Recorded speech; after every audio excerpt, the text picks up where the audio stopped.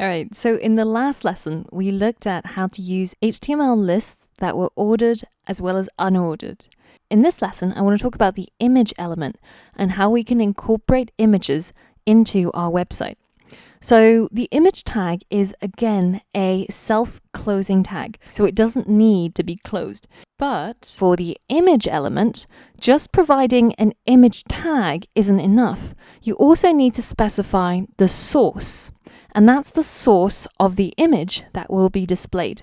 So that can either be a URL, so it can fetch it from the internet, or it can be a local image that's included in the same directory as your website.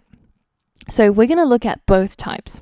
But the first thing I'm going to do is I'm going to look for an image of myself online, and let's have a look to see if there's any images that are actually me. Oh, there we go. So I've already found one.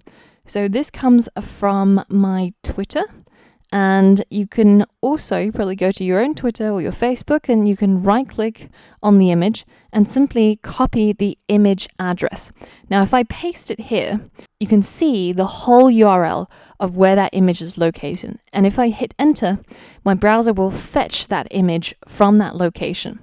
So now, if I copy this image address or image source and I add it to my website as a HTML element, so just above my H1, so just above my name here, I want my image to show up. So I'm going to use the image tag, and the source, I'm just going to paste in that URL that I got from earlier on. Now, the next attribute here that comes up automatically is the alt, or the alternative text. And this is a case for, say, if a browser can't render the image, then it will simply display an alternative text to the user to describe what that image was about. So I'll just put the alt text as Angela profile picture. Now, if you're interested in search engine optimization and getting your website ranking for certain keywords, this is something that Google looks at to try and figure out what your web page is about. So if you're making a web page that's about burrito recipes and you add an alt text that says finished burrito product image 1, then it helps Google to index and figure out that maybe your web page is related when somebody is searching for burrito recipes. All right, so let's hit save and let's refresh and check it out. And I've now incorporated my first image onto my personal website. So you can either look around for an image of yourself on Facebook or Twitter or anywhere that would host it. Alternatively, if you can't find any images of yourself on the web, which is probably a good thing, you can also create an account on PhotoBucket and upload your own picture in order to get a URL. And after you do so, you can simply click on the image and right-click to copy the image address and paste it into your source between the quotation marks. It will work exactly the same. There we go. Angela is now a box of biscuits. Great. Now, when my browser looks through this file to see how it should load it up and display it, when it comes across this image tag, it has to go and ping the servers of Twitter to try and obtain this image. And if it gets permission to download this image, then it will grab that image and display it over here. So currently, my image is hosted on Twitter's servers, and my browser has to download it from there in order to display it inside my web page. Now, what if Twitter goes down? What if they die? What if nobody wants to send tweets anymore? Well, then their server is going to be shut down, and my image will no longer be available for download, and you will instead end up with something that looks a little bit like this. And you might have come across it in the past when you've been loading up websites. It means that the image is no longer available or is no longer hosted at the address that's specified in the source. So in order to remove our reliance on Twitter, we can also put an image into our folder HTML personal site and refer to it inside our source. So let's go ahead and do that.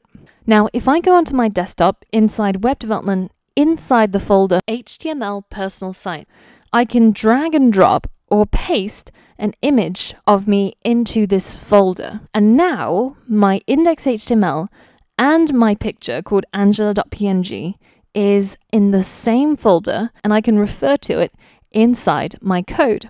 So instead of using a web address as the source of my image, I can simply refer to the file name because they are at the same level. So index.html and angela.png are at the same hierarchical level. They're both inside my site.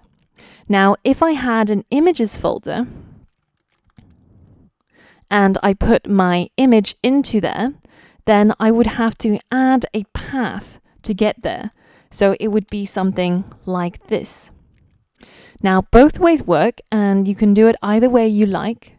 And now, if you hit save and you go to my site, you'll notice this image change from square, which is what it got from Twitter, to circular, which is what it got from my local file.